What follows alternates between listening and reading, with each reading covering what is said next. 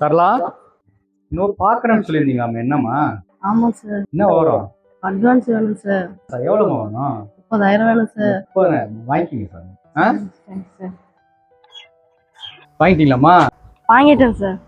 சரிடா சாமி. என்னம்மா திடீர்னு 30,000 அட்வான்ஸ்? ஏதாவது மெடிக்கல் இஷ்யூவா? பையன் சின்ன போன் வச்சுட்டு ரொம்ப கஷ்டப்படுறான் சார்.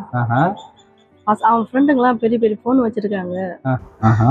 சரி, அதுக்காக பெரிய போன் வாங்கி தரலாம்னு அட்வான்ஸ் வாங்கிட்டேன் சார். ரொம்ப சந்தோஷம் சார்லா. போன் வாங்கி கொடுங்க, ரொம்ப மகிழ்ச்சி. பட் ஆனால் ஒரு சின்ன கதையை மட்டும் உங்களுக்கு சொல்றேன் பாத்தீங்களா. 2 நாளைக்கு முன்னாடி ஒரு தம்பதியர் என்னை பார்க்க வந்திருந்தாங்க. காலையில 10 மணிக்கெல்லாம் நீங்க தான் உங்களுக்கு காஃபி கொடுத்தீங்க. ஞாபகம் இருக்குன்னு நினைக்கிறேன். அவர் வந்து வாழ்க்கையில வந்து மைனஸ்ல இருந்து வாழ்க்கையை தொடங்கியிருக்காரு. அவருக்கு 2 பெண் குழந்தை. அதே நேரத்தில் அவர் சகலை வந்து இன்னும் வறுமையில் தான் இருக்காரு. அவருக்கு 2மே ஆண் குழந்தைங்களாம். அவர் ஆதங்கப்பட்டு சொன்ன விஷயம் இதுவாகத்தான் இருக்கு. சார், நான் உயிரை கொடுத்து சம்பாதிச்சேன் சார். நானும் என் மனைவியும் ரொம்ப கஷ்டப்பட்டு இந்த இடத்துக்கு வந்தோம். ஆனா என் பெண் குழந்தைங்களுக்கு துளி கூட அவனுடைய வருத்தம் தெரியல சார். நாங்க வந்தாலும் கூட ஒரு சொம்பு தண்ணி மூணு தர மாட்டேங்குது. யாராவது வந்தாலும் கூட வெல்கம் பண்ண மாட்டேங்குது.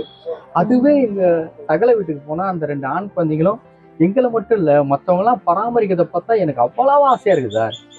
நான் சம்பாதிச்சு தோத்துட்டேன்னு எனக்கு மன வருத்தமா இருக்கு சார். இந்த குழந்தைங்களுக்கு இந்த கஷ்டத்தை சொல்லித்தர வாய்ப்பு இருக்கான்னு என்னை வந்து கேட்க வந்தேன். அந்த செய்தி தான் நான் உங்களுக்கு கன்வே பண்ண பாக்குறேன்.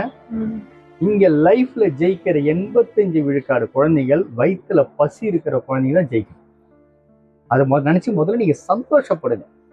நல்லா விளைக்கிறோம். நீங்க கஷ்டப்படாத குழந்தைங்கள்கிட்ட நீங்க அன்பு அரவணைப்பு எதிர்பார்க்க முடியாது. உங்களை அப்போலோ ஹாஸ்பிட்டலே போய் சேர்த்தாலும் உங்க பக்கத்துல அந்த குழந்தை உட்காராது.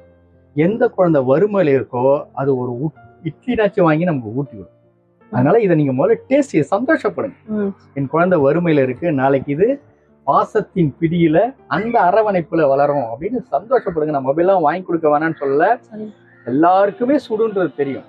ஆனா சுட்டதோட வழி சூடுபட்டவங்களுக்கு மட்டும் தான் தெரியும். விளக்குதுங்க நான் சொல்றது. அதனால முதல்ல சந்தோஷப்படுங்க. குழந்தை வறுமையில இருந்தா நாளைக்கு பாசத்தை வெளிப்படுத்த தயாரா இருக்கு. வாழ்த்துக்கள் தான் சாமி.